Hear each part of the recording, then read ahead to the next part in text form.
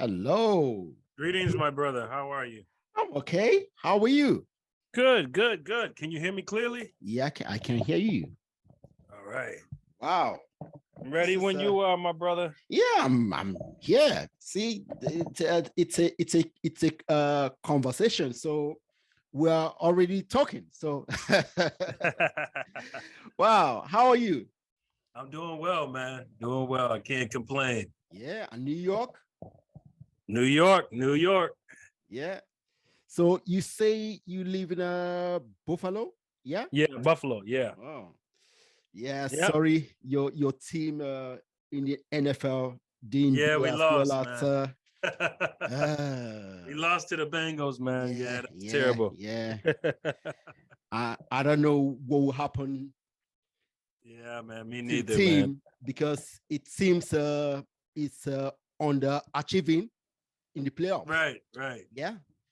So Hopefully we get there next year. We'll see. I mean, Cincinnati is not going anywhere. I know. So they came and sat right next to us too, so it doesn't exactly. matter. Wow. Emmanuel. Yeah. See, like I told you when I talked to you, I love history. Yeah. My father studied history. He taught history in high school. Okay. Before he went to the corporate side. Okay. Right. So because my father taught European history, I love European history and I read a lot of it. In fact, behind me, I have series of European history books. Now, I've attempted, don't get me wrong, I also read African history, but yeah, I haven't been able to get an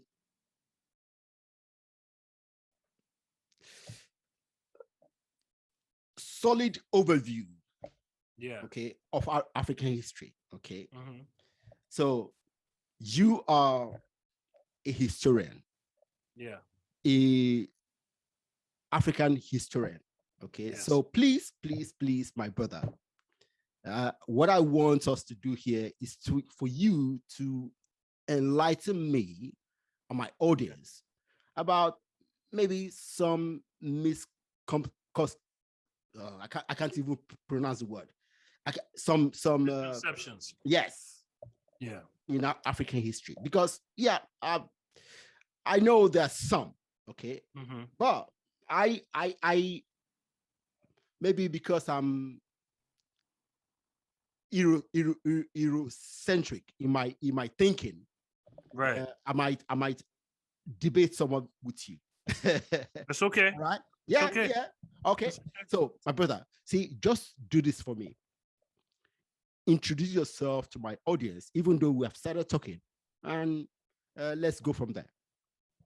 My name is African historian Emmanuel Kulu, born in Buffalo, New York, born of son Emmanuel Kulu Sr., who played for the Indomitable Lions in Cameroon. Yes. And Betty Kulu, who was a principal at Stanley Mikowski right here in Buffalo, New York. All right. All right. So, my brother, see, like I said, just give us an overview. Yeah. African history. You know, African history has been misrepresented, especially in the Western world curriculum. You're talking about thousands of years of African history that has been degraded, that has been minimized, okay, that has been completely excluded from our curriculum. You're talking about just an overview. Yeah. 3200 I mean, BC. It's large. So just an overview. It's a large overview. Exactly. You know, and for me to get into everything, it'd be a lot. But I can get into some of the great kingdoms. Of course. So I'm going to start with ancient Egypt, which was known as ancient Kemet. Okay. Land of the Blacks. This was a Black African civilization. There's no doubt about it. This civilization is said to have started around 3200 BC. as well as another civilization that possibly preceded that was Kush, the Kush Empire, which is modern day Sudan. It expanded from Sudan all the way down into close to modern day Somalia to this very day. Then you had the land of Punt. You also had Abyssinia. You had Aksum. You had the Zulu kingdom. You had the Great Zimbabwe. You had the kingdom of Mali. You had the kingdom of the Ashanti kingdom. You had the Benin kingdom. You had the Yoruba kingdom. You had the kingdom of Carthage, who went to war with the Roman Empire. So we can go all over. It's so much great history that we're not taught about. The Dogon tribe is it's so much that I would be remiss to just name. But just to name a few of the major ones that we've on the major square, as well as the Great Kingdom of the Congo. I can't forget about the Great Kingdom of the Congo. We get a lot of our resources from Congo: the rubber, the diamonds, the gold, the coltan. The coltan is what we use in our cell phones to bounce off the satellites.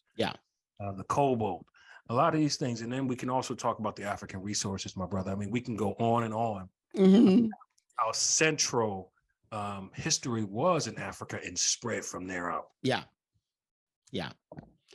Tell me. You see, I study science, and I listened to your TED Talk presentation. I was also I was associated with Jehovah's Witnesses for maybe 10 years. So, nice. Yeah. Well, I'm a scientist, in thinking, and I know, I don't believe, I know we evolved. So I don't doubt that Egypt was a Black civilization, and I don't doubt at all. But one thing is this: why do historians and people doubt it is? What's the issue? Well, the reason why, my brother, is if you essentially say that ancient Egypt was a Black African civilization, you are saying that every civilization that followed and copied a little bit from Egypt learned from Black Africans. And that's not what Western Common Core curriculum or Eurocentrism wants to be known. The ancient Greeks constantly gave reverence to the ancient Egyptians. The ancient Romans constantly gave reverence to ancient Egyptians. The Babylonians, all of these people that followed always gave reference to learning from ancient Egypt. Even down to this very day between the UK as well as the United States of America to this very day. If you turn around the US dollar, you can see the symbol of the Eye of Horus on top of the pyramid. The pyramid obviously comes from Egypt as well, which represents enlightenment. So again, even the US seal is very similar to the Eagle of Horus. So these things all have ancient connections back to Egypt. So again, if we're saying that in America they wanted to enslave Africans in 1619, they could not allow Africans to know that they had a significant history that was eventually copied by nations that are powerful nations that we see today. Wow. See, I tend to think that just like many other things that we think, I'm trying to find the right words to express my thoughts about this. You see, there are so many things that has happened that is different from what the how do it's the a lot of things so-called experts exactly believe. Okay. And one of the reasons for that, my brother, is when scholars came into Egypt. Yeah. You're talking about the 1800s, late 1800s, early 1900s. Yeah. Mm-hmm. Their first thing that they were doing was looking for resources, gold. Yeah. That's what they do. Yeah. Mm-hmm. They were searching for, the things that the pharaohs had, the knowledge that they had, also trying to decode the Rosetta Stone, the Shabaka Stone, all of these different things. They were trying to figure out the mysteries of ancient Egypt. So the first thing they needed to do was separate Egypt from Africa, because these scholars were coming from a biblical perspective. Okay. And if they separated Egypt from Africa, then they can say, well, this wasn't a Black African civilization. This was a Middle Eastern or a white civilization. So now essentially they're saying we got our knowledge from ourselves instead of from the people that we're going to enslave. You get what I'm saying? Yeah. So this is why a lot of these things have been whitewashed. And you know what's real important, my brother, to know? Back in the ancient days, people did not separate based off of skin color. Exactly. That's a very modern, very recent. Very yeah. recent. Yeah. People separated, as we still see this on the African continent now, what they call tribalism. People separated based off culture. Yeah, culture. Yeah, exactly. So if I dress different, if I worship a different God, if I eat a different food. Sacred, yeah. Or speak a different language, different celebration. Those things separated us. Yeah. So that would say we can be two Black men, right? But we could know that we're from two different tribes. Very different. Yeah. You see what I'm saying here? Yeah. Mm-hmm. So, and this is the same with the Asiatics, and this is the same with the Europeans. Yeah. They can be of the same tribe. I mean, even in fact, in the Middle East, there are so many different people. Yeah. Syria, you got the Matani, you got the Kadeshians, you got the Canaanites, you got the Babylonians, you got, the Persians. Yeah. Mm-hmm. You have, even Greece was considered a part of that Mesopotamian area as well. Mm-hmm. So you have all of these different people, not to mention the Arabs, the ones I didn't mention, that were all considered to be, they all look similar, like a family group. But are different. But they are all different. Different. Yeah. And these nations at times went to war with one another. Oh yeah, all the time. Okay. So I think it's important to know that this color thing, it's a new thing. Very new, very new. See, I'm happy you mentioned that, because a lot of young Africans do not actually know that. Mm-hmm. They think it has always been that way. No, when Europeans first started buying slaves from Africa, mm-hmm. they didn't do that because they thought Africans were less than them. Exactly. Okay. Now the saying that Africans were less than them just started in the last 2 centuries, just for them to justify enslaving Africans. There was the Portuguese. Yeah. The British, when they came in to meet the Benin people of the great Benin kingdom. Yeah. When they documented these things, they said that these places were marvels. These places were paradises, according to a lot of European scholars who came into West Africa at that time. So they knew the skill that these people had. Very skilled people, yes. So as Africans conquered other Africans, there was what you called servitude in Africa. Yeah. Which is still a form of slavery, right? Yeah. If I conquered your tribe, it's not just a form of slavery. Right. That's right. It. Let's leave it like that. Yeah. If I conquered your tribe, for example, your tribe would have to serve someone for a time period. Yeah. And they can become a citizen based off their behavior. That's it. This is how African slavery typically worked. So if the Zulu conquers the Abyssinians, the Zulu, to become a Zulu, you have to go through a time of servitude, okay, in which you would eventually become after a while. They don't integrate themselves into the whole society. Yeah. Now, this does not mean that they weren't subject to punishment or some bad treatment, because they probably were, because they knew they weren't from the same tribe, right? Yeah. They had to learn the language. They had to be assimilated into the culture. Yeah. So I'm not sure. I don't believe that the Africans who sold their neighbors, their rival tribes to Americans, I don't believe that they knew the atrocities that would happen in America. As opposed to they of course they wouldn't know. They would assume that the people they were selling would be treated the same way they treat slaves in their own culture. Exactly. Yeah. Exactly.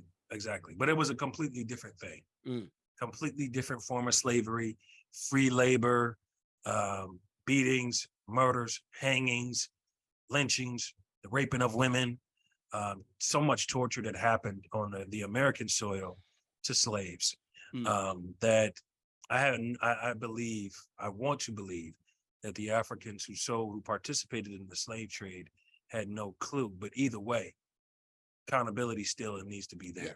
I mean, yes, they didn't know what happened to the slave they sold, but even the enslavement itself in Africa was brutal.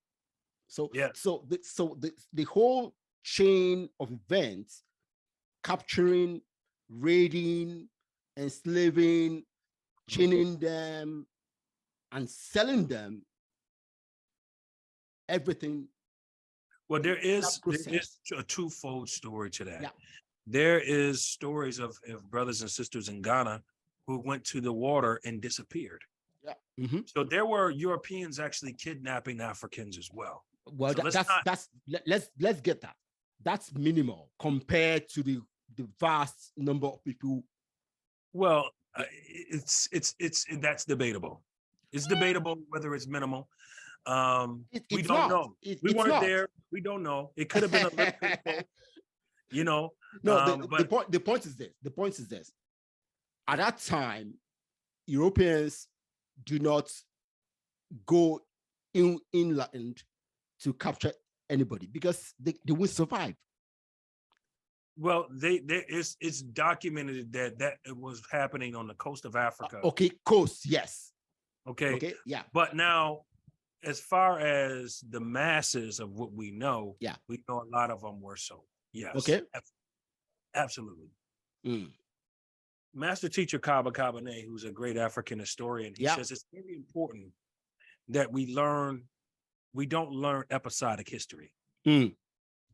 Episodic history is just when you hear one perspective of Black history, where you hear the transatlantic slave trade from 1619 down to the present day is the history of African American people. No, that's not true. No. Okay, the history goes back thousands and thousands of years. I just mentioned a lot of the kingdoms. Yeah. And we have a lot of our brothers in the UK, a lot of our brothers in the United States who are trying to find what tribe they come from. They don't know. And they feel their African identity is lacking because they don't know. And I always tell them this. My father, he's directly from Cameroon, correct? Yeah. And now, 2 generations before my father was born, do I know if my family was from there? Or Cameroon, Did they migrate there? You know, so my people, the Bantu speakers, they are the most migrated people of Africa. Okay. Okay, you're talking about from Western Africa to Eastern Africa to South Africa, okay, Central Africa. So it's hard to say exactly where your roots will come from. Yeah. Okay, you can know where your father comes from, know where your mother comes from, don't know anywhere. So you know how I do it, my brother? I say all of Africa belongs to me. Okay. The whole because our people, there was no colonial borders. There was no colonial borders. There was kingdom borders, but there were no colonial borders to where people. I mean, myself. we are Igbos. Okay. Igbo, okay. Yeah. Igbos in Delta State, Nigeria. Okay. But my extended family are linked to the Benin Kingdom. Exactly. Okay. I was just going to say that. Now, my grandfather, my great grandfather, his name is actually a Benin name. Okay, his first son is a Benin name. Okay, now that's on my father's side. On my mother's side, we come from somewhere I don't even know. But my great grandma, my grandma, my maternal grandma used to tell us a story about someone, one of our ancestors, who came from Akure. Akure is in the western Nigeria, Yoruba. So my lineage is both Benin, Yoruba, and today I speak Igbo. Right. And you know what? It's very interesting because you understand in that time, Benin was a part of Benin was in Cameroon as well. Ah, okay. And now there's a border between these two countries. But originally it was one people. So again, these colonial borders are what separates a lot of African nations. We've always had multiple tribes, tribe against tribe, always a struggle for power. When the Sahara Desert dried up, it caused a lot of problems for African trade. And this is why some African nations thrive more than others as we look into the AD period. Even the term Nigeria comes from Niger area or Niger area. Just a 100-year territory. Yes. Cameroon means shrimp because we had so much shrimp. So it's these things we need to know about these names of these kingdoms. Yeah. Because it's very important to who we are. Now you asked me about some books. 10 I got books. some books, some book suggestions for your audience here. Yeah. Of course, I got to throw out my book. Oh yes. First and foremost. Expected. Black Pharaoh Rise to Power. It is on Amazon. That's a series, right? That is a book series. Yes. Okay. Yes. How many books in that series? It's going to be 5. Right now, we're on the second one. Okay. So we have the Black Pharaoh series. It's about Tutmosis III and Hatshepsut, the chronicles of these two great pharaohs. Yeah. You got the Shabaka stone from Kaba Kabane. You got They Came Before Columbus from Ivan Van Sertima, which talks about the African origins, even in America prior to Christopher Columbus. Okay. You have African Origin of Civilization by Sheket Diop. I have that here. Yeah. You have The Miseducation of the Negro. You have the I have that here too. Mm-hmm. Yep. You have the biography of Malcolm X. You have some other books that I want to mention that are really Caste by Isabella Wilkerson. It talks about the caste system. Okay. In Africa?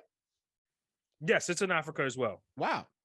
It's an African American woman. Yeah. The Fun of Bafut. This is a very good African historian book. Okay. The One-Eyed Man is King. Okay. This is a very good book. Okay. Okay. You also have Roots, which is a classic book. I've read it. Okay. I don't have it here. Yeah. You also have Africa in the Discovery of America. Okay. This was reintroduced by Dr. John Henry Clark, which is another great African scholar. Mm-hmm. Yeah. It was written by a botanist named Leo Vier. Very good book. Talks about the different African plants, the bottle gourds, the squash, the sweet potato, the cocoa yam that was found in America before the Spaniards came. My brother Chester Higgins, who is one of the New York Times for photographers, The Sacred Nile. Okay. One of the best photography books of ancient Nile Valley civilizations I've ever read. All right. And I also have to give a big shout out to my sister, Elizabeth Lubaya of Jamaica. This sister is just I'm not yelling right now. Now, beautiful book called I'm Not Yelling. This books. Now, one thing I will tell you, and this is something that's bothered me. Okay.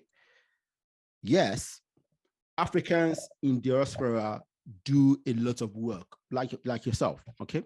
Yeah. But I have a problem with Africans in Africa doing the kind of work that you're doing. Well, they're not doing it. They're very few. And let me tell you why. In my trips back home, been to 17 different countries. In my trips, you have to understand this. The political systems in a lot of the countries do not allow for certain things to be spoken in certain African countries. And you well know this.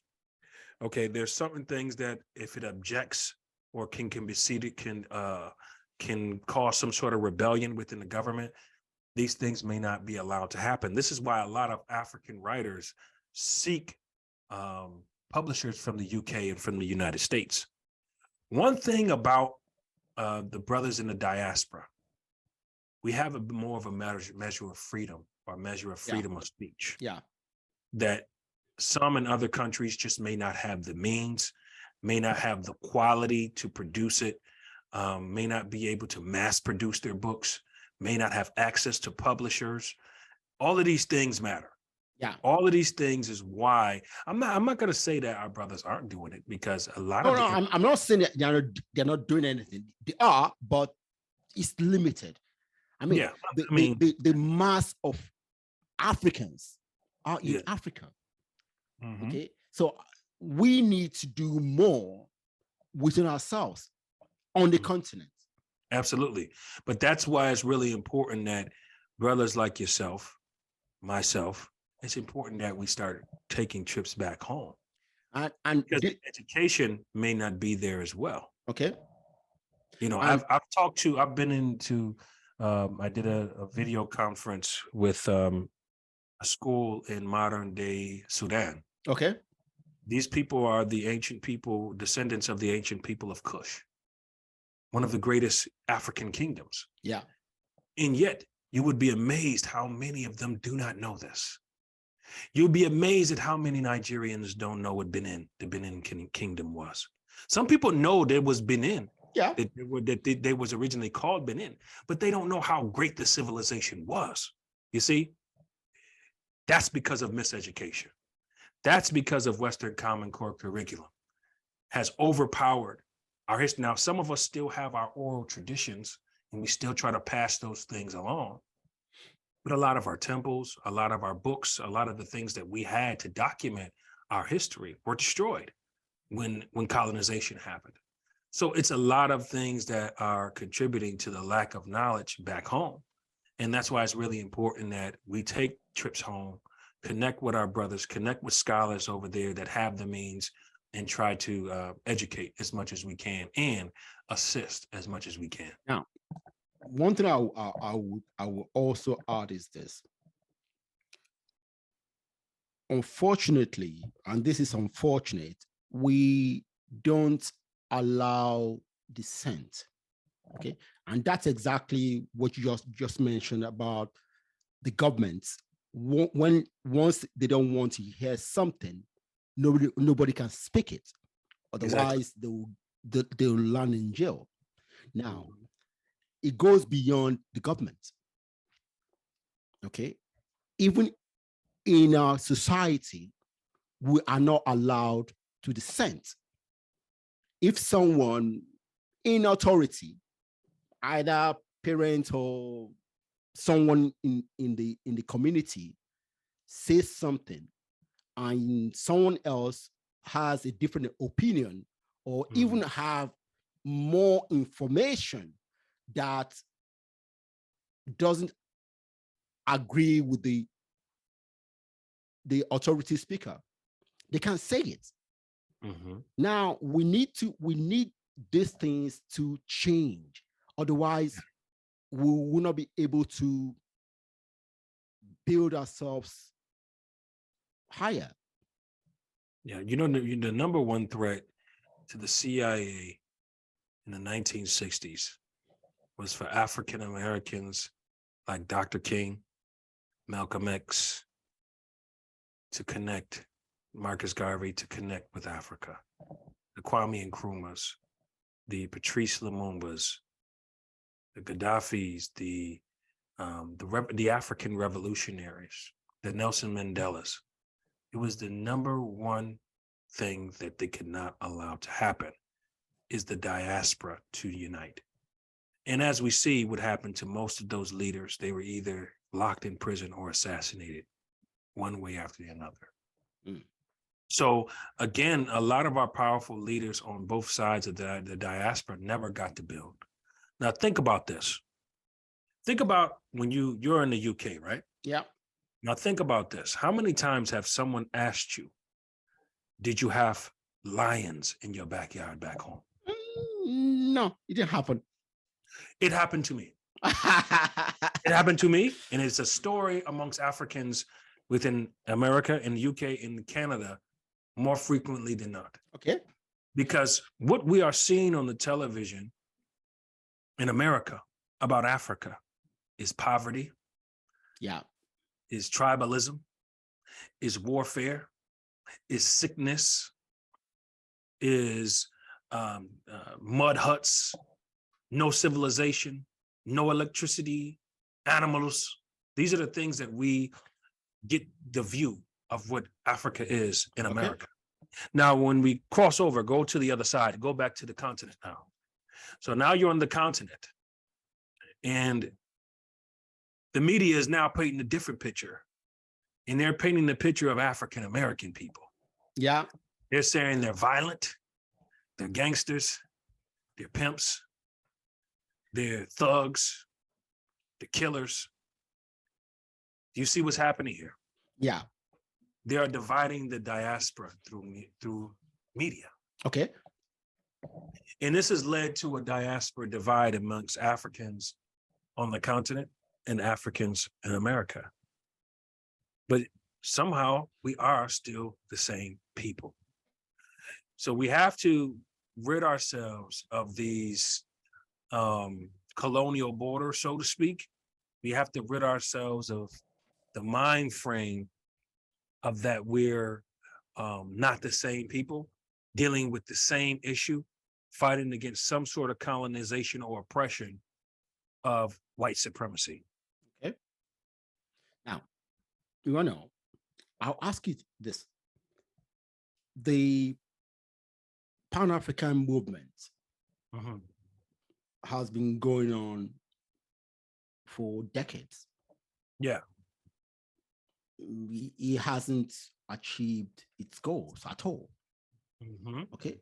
Why? What is the issue stopping it from making progress? Well, number one, Pan-Africanism is political. Okay. It's political. Okay. And it's hard to get any type of political traction when you're on two different sides of the globe. Okay. It's hard to get any political traction when one African nation is ruled by France and the other is ruled by Britain.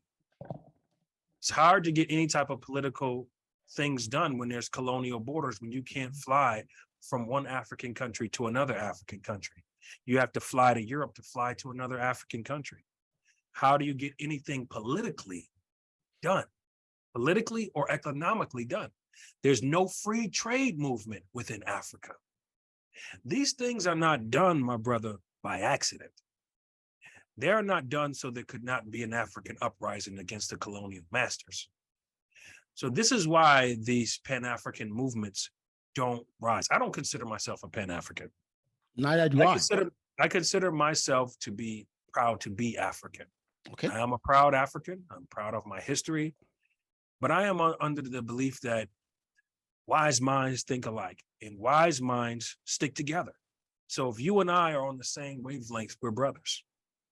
If we have two different ways of thinking and two different ways of going about accomplishing our goal, then we're not on the same level. But if we are both about changing the narrative, bringing diversity and inclusion into the world and education into the world, we're going to connect more closer. Yeah. Does that not mean that one can't learn from the other? Absolutely, we still can. But for us to be on the same wavelength, we got to have the same mind state. The Berlin Conference. The Berlin Conference is when all of these European nations, Britain, Portugal, Spain, France, Germany, Belgium, they all got together and sat down and said, listen, all the wealth is in Africa. 1884 and 1885. Sat down, not a single African was there. And they said, okay, Spain, you already have troops here. You take this land. France, you take this land, and so on and so forth. You take this land, this part of Africa. And they went about carving up Africa like a pie, divided it amongst themselves, what parts they want, and how they would trade amongst each other the African resources. Why did they do this? Because the resource at the time, the 13th and 1400s, keep that in your mind as a very key time when you started to see this white supremacist mentality starting to develop. There was a man by the name of Mansa Musa.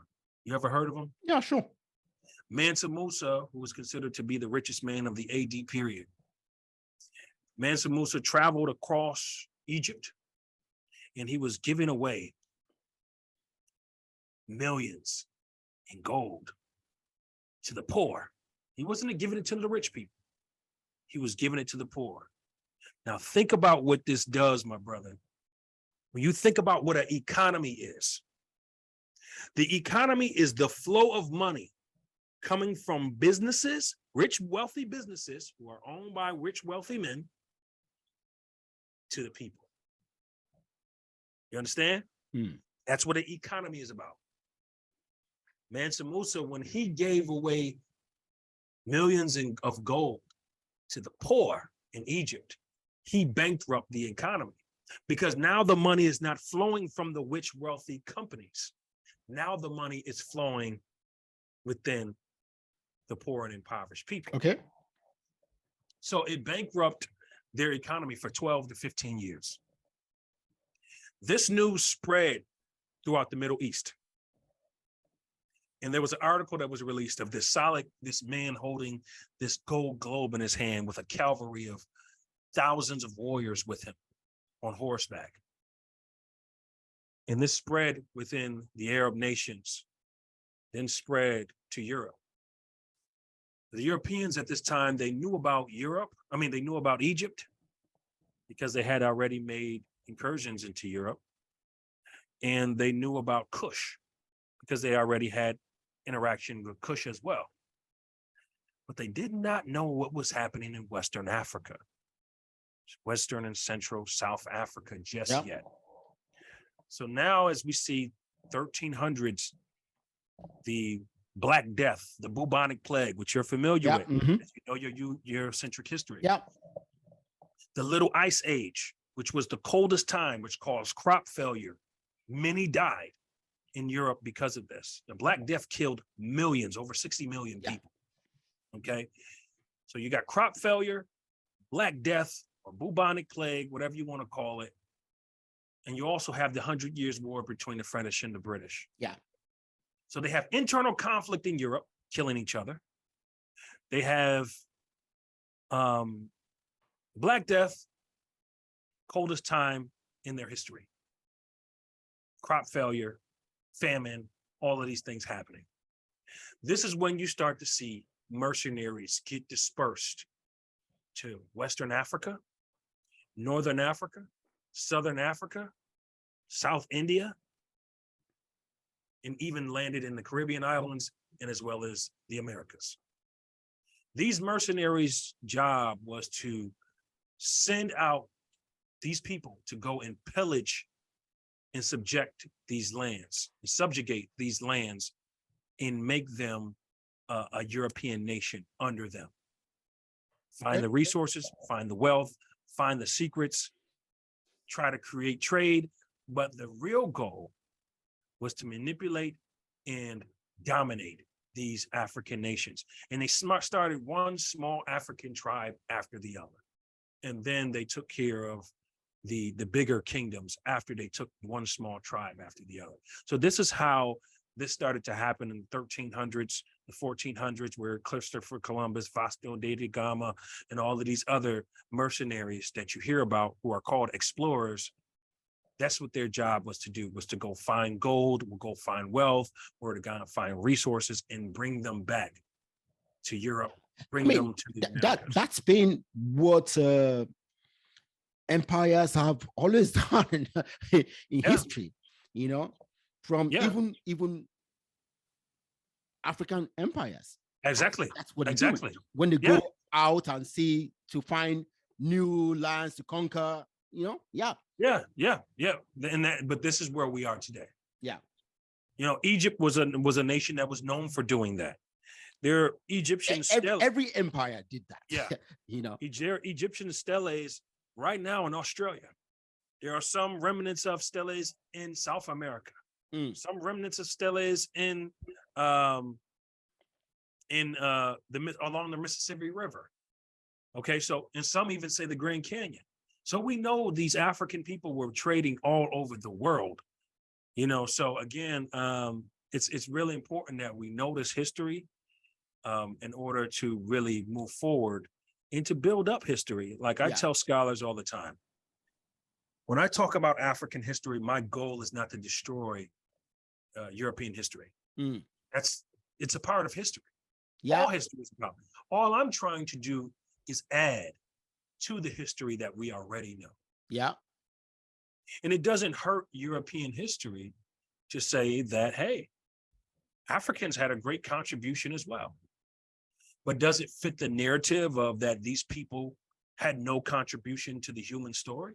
It doesn't fit their narrative. So that's why there's always pushback. It doesn't make sense to say Africa didn't make any contribution to world history.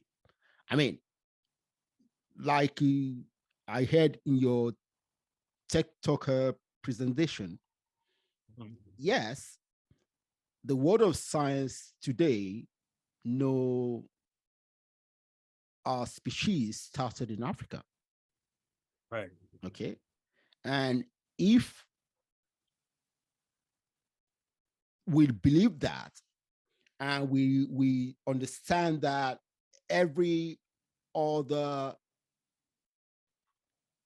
civilizations in the world were created by people who left Africa. Okay. I mean, while they were traveling from the original spots where a species evolved, they were doing things, building things, discovering different things. Okay? Right.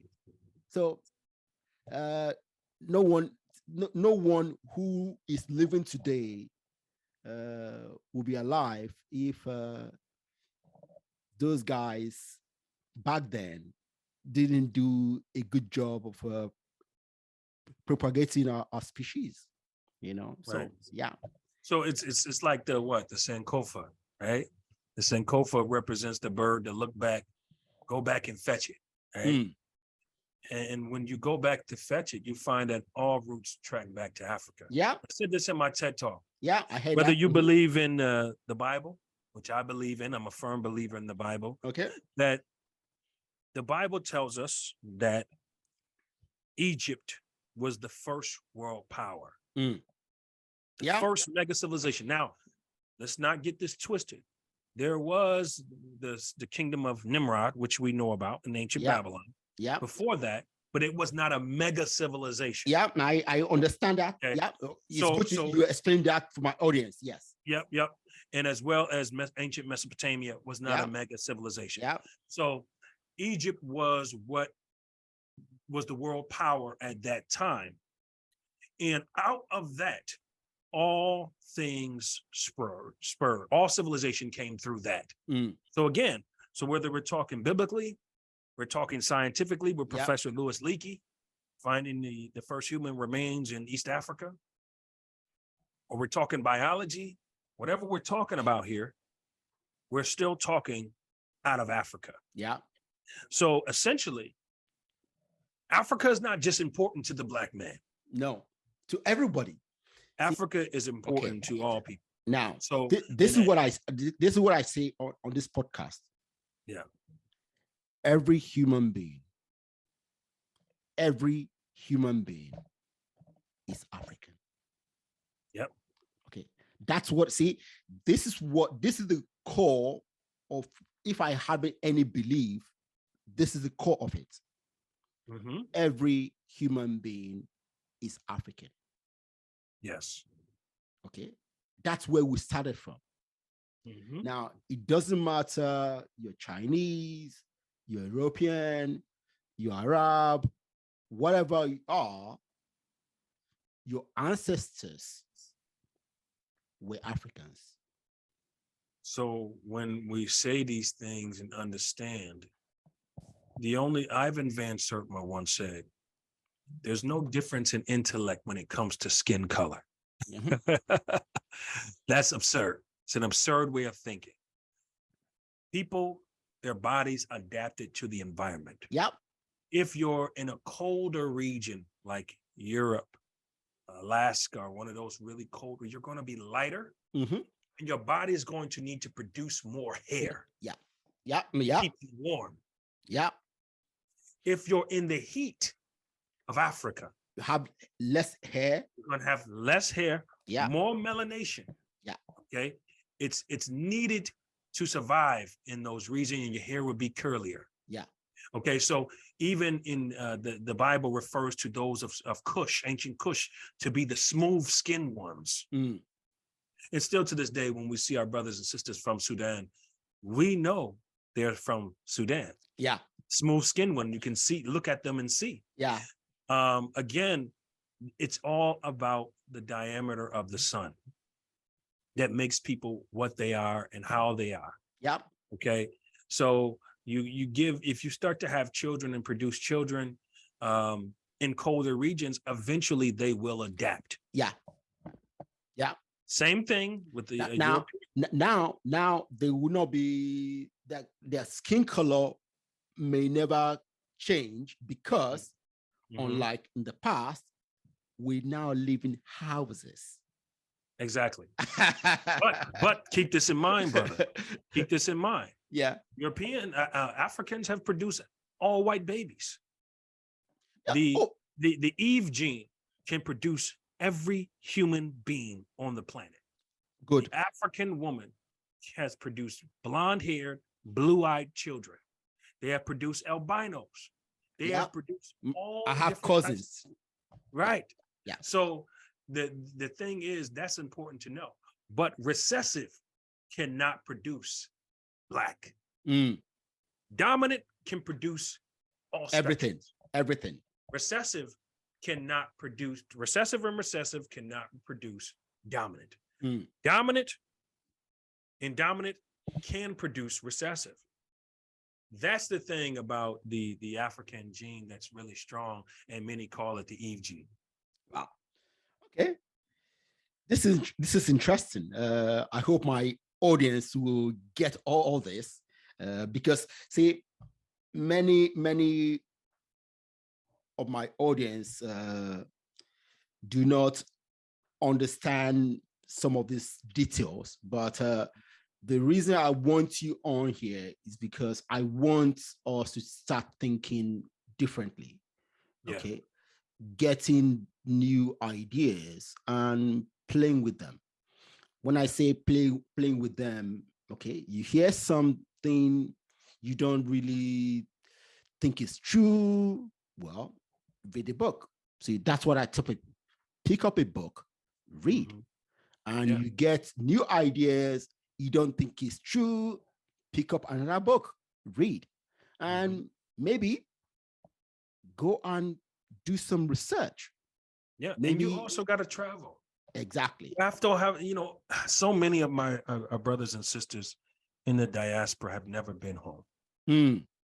And you will never, there's an old saying, if you don't know where you're from, you will not know where you're going. You need to know where you come from. You need to know the beauty of the history of where you're from. And this is not just for Africans. Again, when I take time to go to these places back home, I tell you, my brother, I'm seeing Chinese. I'm seeing Europeans. I'm seeing Arabs.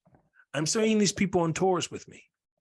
Very seldomly do I see my African American brothers and sisters on these tours. And it could be because you can't afford the tour. It could be you're not aware of the prices of the tour. It could be many different reasons why. But the point that I'm making is we don't take the time to learn this information, travel, see, read as you research, study, speak to people, and speak to the common people of these areas who know the history.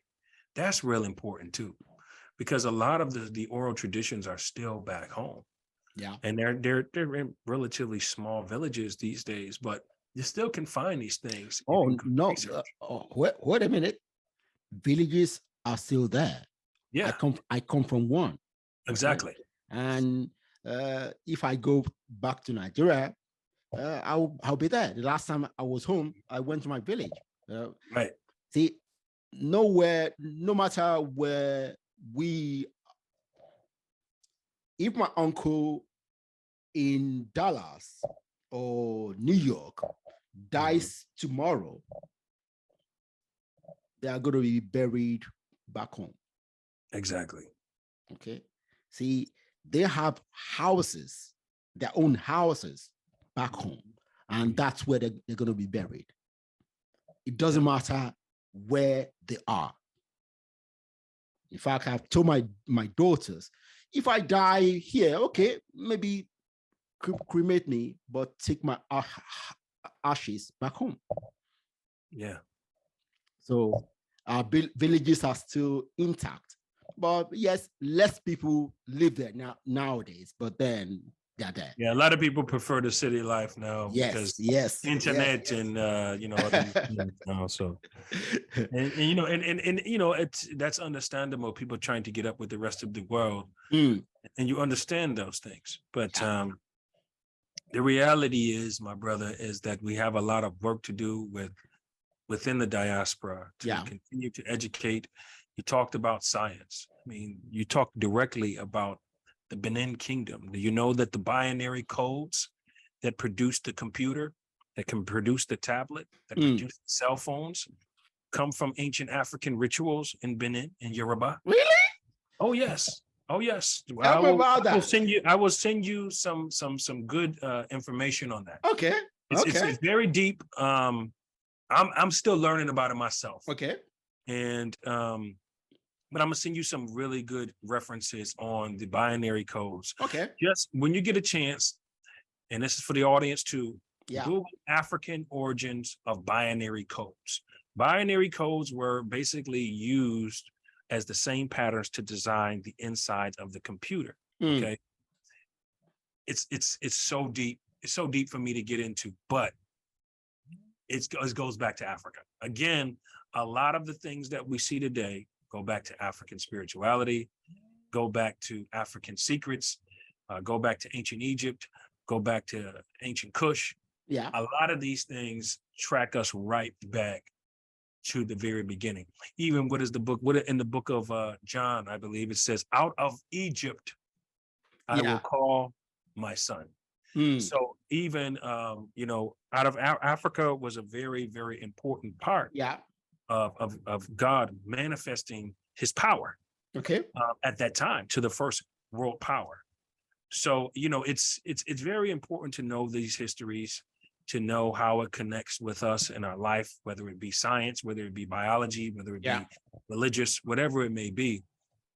If we're going to move forward and be full, Kaba Kabane tells me that we need to know the holistic point of view.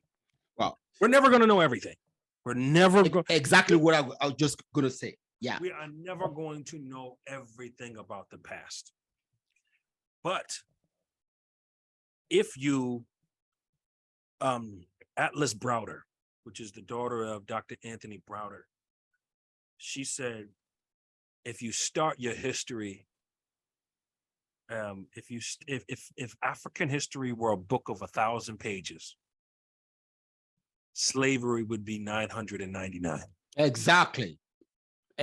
Now, this is what I will say.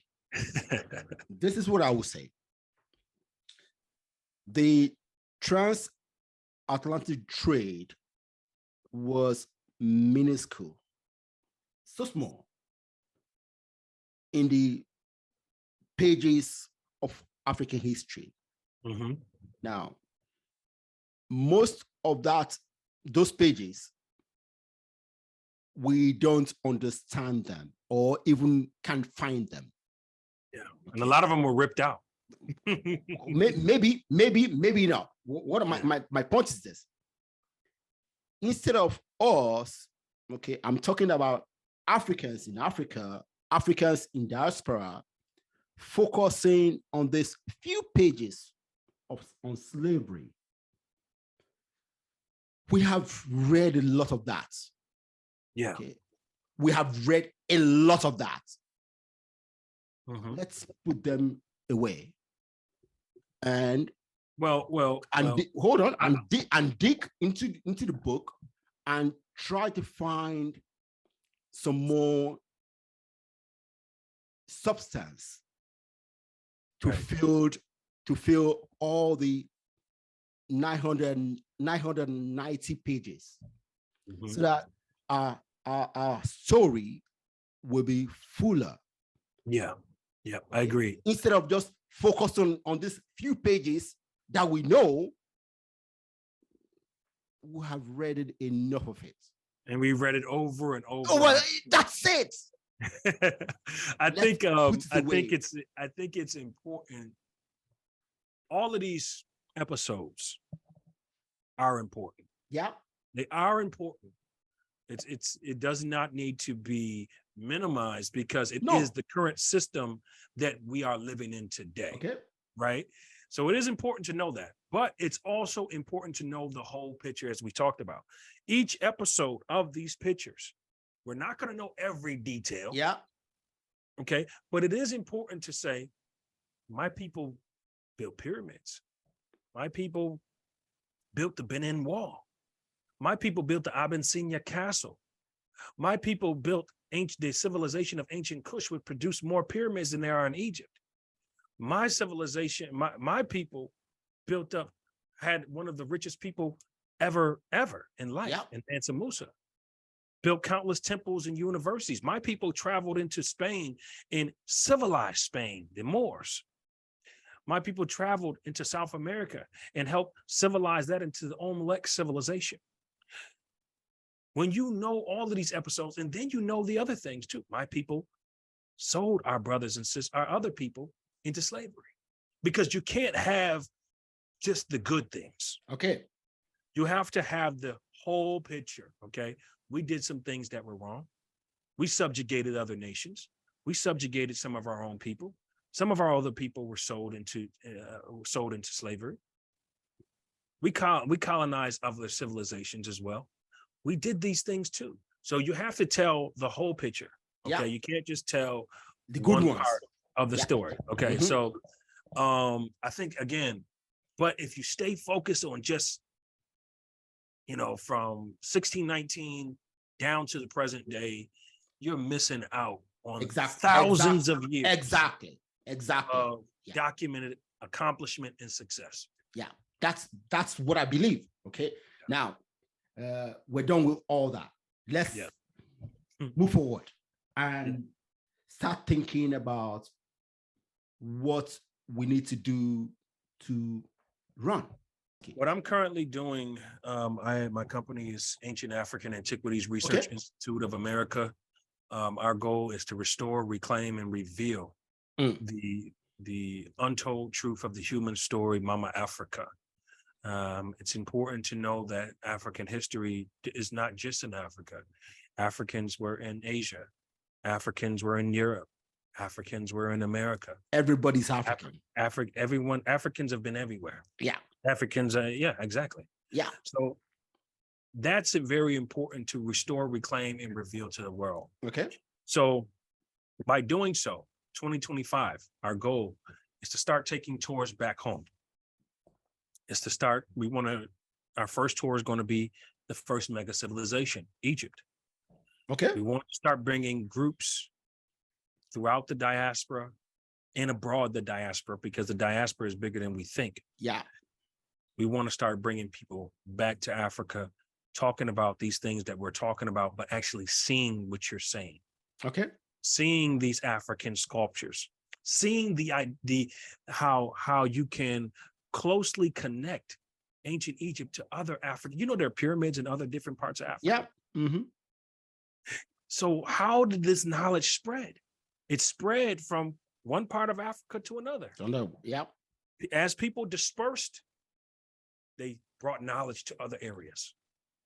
This history is very important to know. And it's something that once you know truth, you have a responsibility to show others, to share, so whether it be book writing, whether it be tours, whatever it may be, I'm already a best-selling author. I've already accomplished. I'm a TEDx talk speaker. Yeah. I'm going to continue doing my campaign tour of educating on the miseducation of ancient Africa. And then I want to get on the ground level and start taking people back to Africa. Yeah. And then our further goal is to build an African diaspora museum. Wow.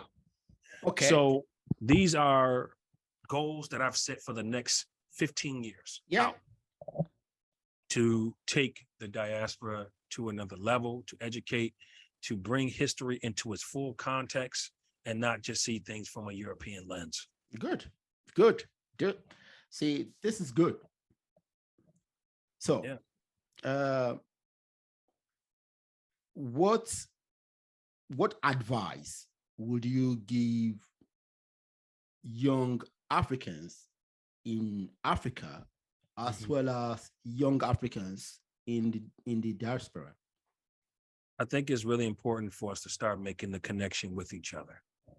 While we have this internet, while we have this cell phones, and we have WhatsApp, and we have Clubhouse, and we have Twitter and Facebook and Instagram, where you are literally a click of a button away from someone across the globe. Yeah. This is the first time in world history where people have been able to do that. Yep. Even when my father first came here, you had to have a calling card to call back home. Yeah. You couldn't just call home. And you had a time limit that you had to talk to mom or dad, and that was it. Yeah. And then you're back to your life. You had to mail out funds and hope that your money don't get stolen on the way.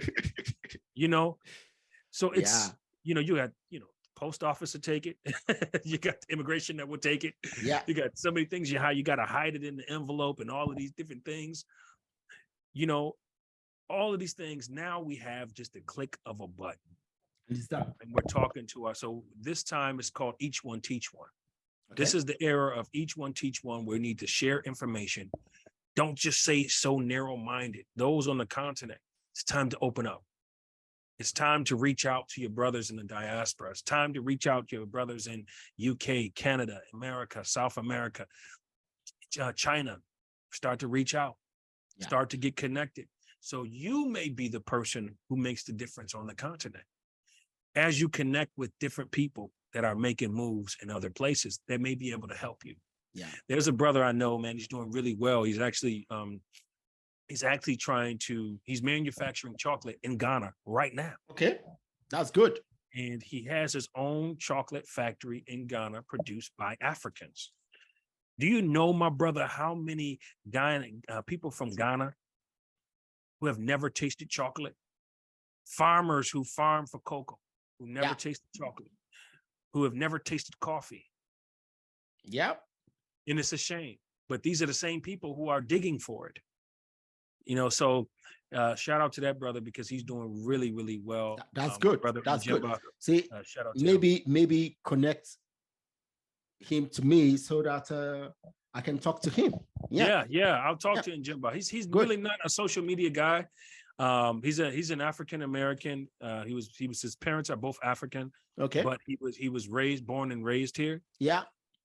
So he decided to go back to the continent. That's good. That's very good. And build up Ghana. Yes, I like to talk to people like him. Yeah. That's good.